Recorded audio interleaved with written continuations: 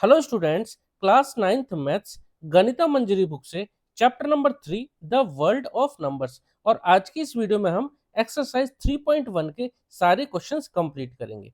चलिए question number 1 देखेंगे। A merchant in the port city of Lothal is exchanging bags of spices for copper ingots. देखिए, Indus Valley civilisation के time पे जब barter system हुआ करता था, तो कोई एक मर्चेंट है जो कि पोर्ट सिटी ऑफ लोथल में रहता है, वो एक्सचेंज करता है बैग्स ऑफ स्पाइसेस, मसालों के बैग्स को कॉपर इनगोट से एक्सचेंज करता है। कॉपर इनगोट्स क्या है? कॉपर की ब्रिक्स टाइप की कुछ एक ऑब्जेक्ट बने हुए हैं, ठीक है। तो इनसे एक्सचेंज करता है। He receives 15 ingots for every 2 bags of spices. देखिए, यहाँ पर 15 इनगोट्स को 2 बैग्स ऑफ स्पाइसेस से एक्सचेंज करता है। If he brings 12 bags of spices to the market. अब देखो, अगर वो 12 बैग लेके आया स्पाइसेस के मार्केट में, तब उसको how many copper ingots will he leave with, तब उसको कितने कॉपर इनगोट्स मिलेंगे, ठीक है। चलिए करते हैं क्वेश्चन को। बार्टर सिस्टम का यूज हुआ यहाँ पर। देखो, यहाँ पर सबसे पहले देखो, यहाँ पर हमसे पूछा कि 12 बैग्स ऑफ स्पाइसेस कितने कॉपर इनगोट्स के बराबर होंगे। अब यहाँ पर 2 बैग्स ऑफ स्पाइसेस दे रखा है 15 इनगोट्स के, ठीक है। तो यहाँ पर हम लिख देते हैं 2 बैग्स ऑफ स्पाइसेस। मसालों के जो 2 बैग हैं वो किसके बराबर होंगे? 15 इनगोट्स ऑफ कॉपर। अब यहीं से अगर एक बैग के बारे में पूछा जाए या एक बैग के बारे में निकाला जाए, तब क्या करेंगे भाई? 2 बैग 15 इनगोट के बराबर, तो एक बैग कितना होगा? 15/2 कर देंगे, ठीक है। 1 bag of spice equal to क्या करेंगे? 15/2 कर देंगे, ठीक है। 15/2 इनगोट्स ऑफ कॉपर। अब देखिए, एक बैग के बारे में हमें पता पड़ गया, तो 12 बैग में कितने इनगोट्स या कॉपर के इनगोट्स एक्सचेंज किए जा सकते हैं, एक के बारे में पता पड़ गया। तो 12 के लिए यूनिटरी मेथड हमने लगाया यहाँ पे, ठीक है। जो दे रखे थे 2 का दे रखा था, 1 का निकाल लिया। यूनिटरी मतलब 1 का निकाल लो पहले, फिर जितने का पूछ रहे उतने से मल्टीप्लाई कर दो। एक बैग में पता पड़ गया 15/2, तो 12 बैग में क्या करेंगे? 12 इंटू 15/2 कर देंगे, ठीक है। तो 12 bags of spices equal to क्या करेंगे? 12 इंटू 15/2। बात आपको समझ में आ गई? एक का हमें पता पड़ गया, 12 का निकालना, तो जो आया एक का उसको 12 से मल्टीप्लाई कर देंगे, ठीक है। लिख देते हैं 12 इंटू 15/2 इनगोट्स ऑफ कॉपर। अब यहाँ से 2 से आप कैंसिल आउट कर दो, 2 6 जा 12, क्या बचा? 6 इंटू 15, तो 6 इंटू 15, 15 6 जा 90 होता है, तो लिख देंगे 90 आंसर आ गया हमारा, 90 इनगोट्स ऑफ कॉपर, ठीक है। यही हमारा आंसर आ गया। क्वेश्चन खत्म। चलिए नेक्स्ट क्वेश्चन करेंगे। क्वेश्चन नंबर 2 देखो। Look at the sequence of numbers on one column of the Ishango bone. यहाँ पर देखो, ईशानगो बोन के एक कॉलम में ये सीक्वेंस ऑफ नंबर्स दे रखे हैं। What do these numbers have in common. मैंने यहाँ पर इस सीक्वेंस को यहाँ नोट कर लिया है। अब यहाँ पर आप इसको देख के बताओ कि इन सब में क्या चीज कॉमन है। List the next 3 numbers that fit this pattern. और फिर अगले 3 नंबर और बताओ, आप और नंबर लिखो 3 जो कि इस पैटर्न में फिट बनते हो। यहाँ पर अगर देखा जाए, इन सभी नंबर को देखा जाए, देखो 11 13 17 19, ये सभी प्राइम नंबर हैं। हो सकता है आपके दिमाग में ये भी आ रहा हो कि ये तो सभी ऑड नंबर भी तो हैं। बिल्कुल आपकी बात सही है, लेकिन यहाँ ध्यान दो जरा। 11 के बाद जो नेक्स्ट ऑड नंबर आएगा 13, और 13 के बाद नेक्स्ट ऑड नंबर की बात करूँ तो 15 आना चाहिए ना, तो यहाँ पैटर्न ब्रेक हो गया। तो ये सभी ऑड नंबर तो है, लेकिन पैटर्न नहीं बना रहे हैं। यहाँ पर सभी 11 के बाद जो नेक्स्ट प्राइम नंबर 13 आएगा, 13 के बाद नेक्स्ट प्राइम नंबर 17 आएगा, और 17 के बाद नेक्स्ट प्राइम नंबर क्या आएगा? 19। तो ये सभी क्या है? प्राइम नंबर है। तो इन सब में कॉमन क्या है कि ऑल नंबर्स क्या है यहाँ पर? प्राइम। और प्राइम नंबर कौन से होते हैं? प्राइम वो नंबर होते हैं जिनका कॉमन फैक्टर 1 होता है और जो खुद के ही टेबल में आते हैं। तो सबसे पहले तो लिख देते हैं, ये गिवन सीक्वेंस ऑफ नंबर्स हैं, ये प्राइम नंबर्स हैं, और each number is divisible by only 1 and itself, ठीक है। The given sequence of numbers, और एक बार नंबर को लिख भी देते हैं, 11 13 17 एंड 19 आर प्राइम नंबर्स। यहाँ लिख देते हैं प्राइम नंबर्स। अब चाहो तो यहाँ ब्रैकेट में लिख सकते हैं, each number is divisible by only 1 and itself. चलिए मैं यहाँ लिख देता हूँ, ठीक है। इतना आपको लिख देना है। अब नेक्स्ट 3 नंबर लिख देते हैं, क्योंकि जो पैटर्न में फिट बनते हो, इसके नेक्स्ट 3 नंबर क्या होंगे? यहाँ पे लिख देते हैं, the next 3 numbers in this pattern after इतना आर। The next 3 numbers in this pattern after 19, यानी 19 के बाद इस पैटर्न में कौन कौन से नंबर होंगे? 19 के बाद जो नेक्स्ट नंबर होगा 23, फिर नेक्स्ट प्राइम नंबर कौन सा होगा? 29, फिर नेक्स्ट प्राइम नंबर कौन सा होगा? 31। अब आप मुझे बताओ कमेंट सेक्शन में कि 31 के बाद नेक्स्ट प्राइम नंबर हमारा क्या आएगा। बहुत आसान है, ठीक है।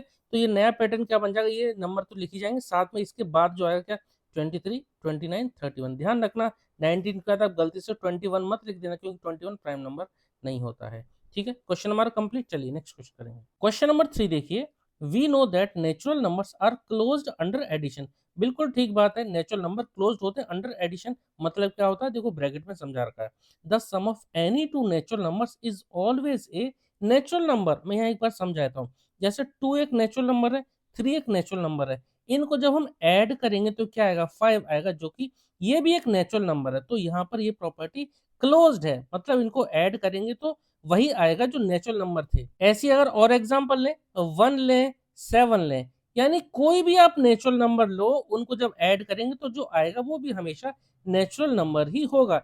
इसी का मतलब यहाँ पे दे रखा है, the sum of any two natural number is always a natural number, ठीक है। अब ये तो थी बात सम की, आगे देखो, are they closed under subtraction. क्या नेचुरल नंबर क्लोज्ड होते हैं अंडर सब्ट्रैक्शन? मतलब अगर हम सब्ट्रैक्ट करें दो नेचुरल नंबर को, तो क्या वो भी नेचुरल नंबर ही आएंगे? ये हमेशा ट्रू नहीं है, तो इसका आंसर तो आएगा नो। आगे, provide a couple of examples to justify your answer. यहां पर देखो, सबसे पहले तो हम यही लिखेंगे, natural numbers are not close under subtraction, ठीक है। तो हम यहां पहले लिख देते हैं, natural numbers are not closed under subtraction, ठीक है। अब हम यहां पर कुछ एग्जांपल दे देते हैं। एग्जांपल देखो, जैसे अगर हम 3 - 2 करें, 3 - 2 करें तो ये आएगा 1, ठीक है। लेकिन अगर हम 2 - 3 करें तो 2 - 3 करें तो ये कितना आएगा, -1। अब माइनस में कोई नंबर एक नेचुरल नंबर नहीं कहलाता है। नेचुरल नंबर क्या होते हैं, 1, 2, 3, 4, 5 इस तरह से, यानी प्लस वाले सब नेचुरल नंबर होते हैं। जीरो भी एक नेचुरल नंबर नहीं होता, जीरो से ऊपर, यानी जीरो से ऊपर के जितने भी नंबर है प्लस वाले, वो सभी नेचुरल नंबर है, पॉइंट में भी नहीं आना चाहिए, ठीक है। तो ये क्या है, ये एक नेचुरल नंबर नहीं है, यहाँ पर हम लिख देते हैं it is a natural number. लेकिन यहाँ पर ये जो -1 आया, यहाँ पर एक नेचुरल नंबर नहीं है, ठीक है। आप चाहो तो और भी एग्जाम्पल दे सकते हो जो माइनस में आए, जैसे कि आप दे सकते हैं 5 - 7। 5 - 7 क्या आएगा, माइनस का 2 आएगा, माइनस का 2 ये भी हमारे एक नेचुरल नंबर नहीं है, तो हम यहाँ लिख सकते हैं which is not a natural number, ठीक है। तो ये बात आपको समझ में आ गई। तो natural number are not close under subtraction, ये बात आपको समझ में आ गई। तो यहाँ पर एक कपल ऑफ एग्जाम्पल हमने यहाँ पर दे दिए हैं, ठीक है। अब यहाँ पे देखो जस्टिफाई के लिए बोला है, तो आप यहाँ पे एक रीजन लिख दो, since the subtraction of two natural number does not always result in a natural number, therefore natural number are not close under subtraction, ठीक है। तो हम यहाँ लिख देते हैं, since the subtraction of two natural number does not always result in a natural number, therefore natural number are not closed under subtraction, ठीक है। इतना आपको यहाँ पर लिखना है। बात आपको समझ में आ गई। एग्जाम्पल हमने यहाँ दे दिए, आप और भी अपने मन से एग्जाम्पल दे सकते हो। देखो कभी कभी तो आ सकता है नेचुरल नंबर, लेकिन ये हर बार जब नेचुरल नंबर आए तब हम बोलेंगे क्लोज। लेकिन यहाँ पर सब्ट्रैक्शन के केस में कभी नेचुरल नंबर भी आ सकता है और कभी नेचुरल नंबर नहीं भी आ सकता है।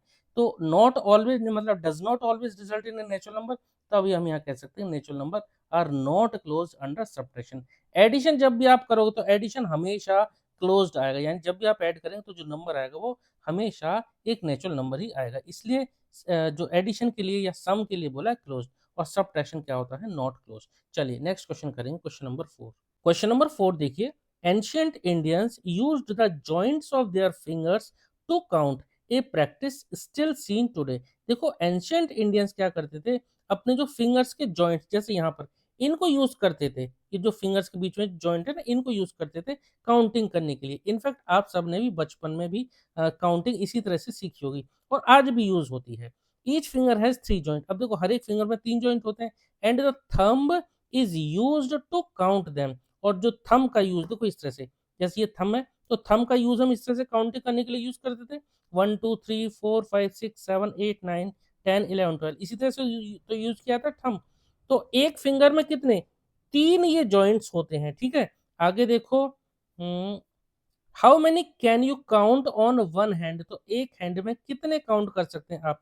देखो थंब को तो हम लेंगे नहीं, थंब को तो हम लेंगे नहीं, सिर्फ ये जो 4 फिंगर हैं, 4 फिंगर्स पे ये जॉइंट्स हैं, इन्हीं को तो काउंट कर सकते हैं, ठीक है। चलो उसके बाद, how does this result relate to the ancient base 12 counting system, तो ये 12 काउंटिंग सिस्टम पर किससे रिलेट करता है? तो सबसे पहले तो हम लिख लेते हैं कि एक फिंगर में कितने जॉइंट्स होते हैं भाई? 3। और नंबर ऑफ फिंगर्स कितने? तो सबसे पहले नंबर ऑफ फिंगर्स ही लिख लेते हैं। नंबर ऑफ फिंगर्स हमारी कितनी होती हैं? 4। ध्यान रखना, आप यहाँ पे 5 नहीं लिखेंगे, एक हैंड की बात चल रही है। तो number of fingers in one hand कितनी है? 4 फिंगर्स। अब हम यहाँ पर ये भी लिख लेते हैं कि number of joints in one finger, number of joints in one finger, एक फिंगर में कितने जॉइंट्स होते हैं? तो देखिए ये होते हैं 3 जॉइंट। अब आप मुझे बताइए कि एक हाथ में हम कितने जॉइंट्स को काउंट कर सकते हैं? तो यहाँ लिख लेते हैं number of joints in one hand, number of joints और काउंट्स लिख लेते हैं हम, काउंट्स इन वन हैंड। तो कितना होगा भाई? देखो, एक हैंड में 4 फिंगर और एक फिंगर में 3 जॉइंट, तो यहां पर क्या कर देंगे? 4 इंटू 3 इक्वल टू 12 काउंट। तो एक हाथ से हम 12 काउंट कर सकते हैं, ठीक है। अब यहाँ पर जो पूछा है ना, how does this result to the ancient base 12 counting system? भाई एंशियंट बेस जो 12 काउंटिंग सिस्टम का यही तो था भाई, एक हाथ में 12 काउंट होते हैं, तो 2 हाथ के पूछे जाए, 3 हाथ के पूछे जाए, 4 हाथ के पूछे हैं, तो एक बेस हमारा क्या होगा? 12 ही बेस इसका हो गया। इसलिए हम लिख देंगे hence it is related to the base 12 system used in ancient time, ठीक है। Hence it is related to the base 12 system used in ancient time, ठीक है। इतना ही आपको लिखना है। क्वेश्चन हमारा कंप्लीट और ये एक्सरसाइज भी हमारी कंप्लीट हो गई। उम्मीद करता हूँ सारे क्वेश्चन आपको समझ में आए होंगे। किसी भी क्वेश्चन में अगर आपको डाउट है तो प्लीज़ आप कमेंट सेक्शन में ज़रूर देखना। इससे पहले वाले चैप्टर हम कंप्लीट कर चुके हैं, तो चाहो तो डिस्क्रिप्शन बॉक्स में उनकी लिंक आपको, प्लेलिस्ट की लिंक आपको मिल जाएगी। मिलते हैं नेक्स्ट वीडियो में। Okay, thank you.